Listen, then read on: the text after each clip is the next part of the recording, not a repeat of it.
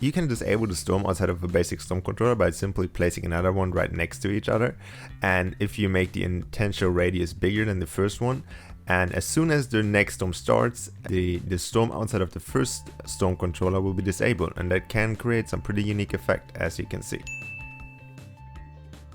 Speaking of basic storm controllers, if you set the damage output to 0%, you can create some pretty unique storm effects, which will not affect the players but just look cool, so you can create it for any kinds of maps.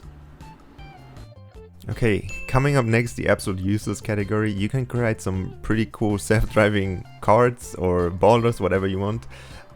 You simply have to place a spawn, for example the ATK, and then you have to place in the middle of that a bumper. The bumper will immediately shoot the ATK away as soon as it spawns, and you can create some pretty cool effects, but most likely they're pretty useless. By hanging vines in front of broken walls, you can create some pretty secret rooms, and that is very useful for example hide and seek maps, prop hunt maps, or adventure maps where you have to find a certain entrance to enter. The secondary attack of the Infinity Blade can reach stuff behind walls. Even though the walls are indestructible, they still can reach them. So that could be very useful for, let's say, adventure maps where players can see something but they cannot reach it because the wall is indestructible. But they can reach it with the secondary attack of the sword. Okay, we all know that we can place some prop objects into non-prop objects.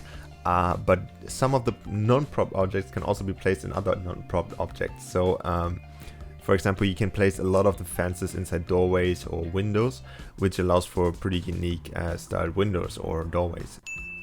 If you damage a wall before the game starts or before you create the game mode, the wall will still be damaged inside the game mode. So you can create some pretty unique entrances by simply damaging one wall, and if you set the destructible device to a certain number, then only the one wall will be fully damaged, and the other walls will still be intact, so that you can create some unique hallways and all that kind of stuff. Since update 9.3.0, now almost all devices have a channel, which allows for them to be triggered by other channels or by other devices.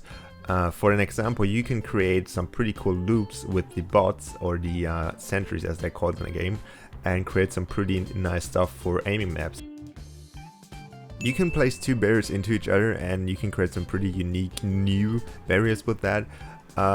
You could only place see-through barriers into each other, because if you place two solid barriers into each other, they will have a weird glitch and then it does not look cool. But you can, for example, place the red force field and the blue force field, and you will have a pink force field. I know my art teacher would be proud of me. Speaking of which, you can also place a damage barrier inside of a normal barrier. And if you want to, you can even create a minigame to, for example, find the high security banana. What I'm doing here. Next one. Speaking of useless, the maximum height in Fortnite Creative is 61 blocks, or 61 wooden walls, if you want to say so. Using presents and porta forts can destroy indestructible walls, so you have to be careful if you use those. And you can also create some pretty cool stuff in minigames. There is a full gallery of non-clip objects which you can walk through and create some pretty cool hidden entrances, or paintings on the wall which you can walk through. Wonder where I've seen that before. Speaking of galleries, there is an Indestructible Gallery which allows you to place objects that are indestructible in a destructible environment. So that is very useful for Storm Wars maps, for example, where you can still harvest trees, but you obviously do not want the complete environment to be destroyed.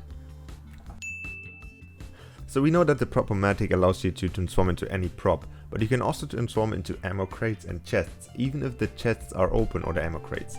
But you cannot transform into block chests and llamas. You can create some shaking walls if you place explosive devices outside of the walls and make them activate via proximity range.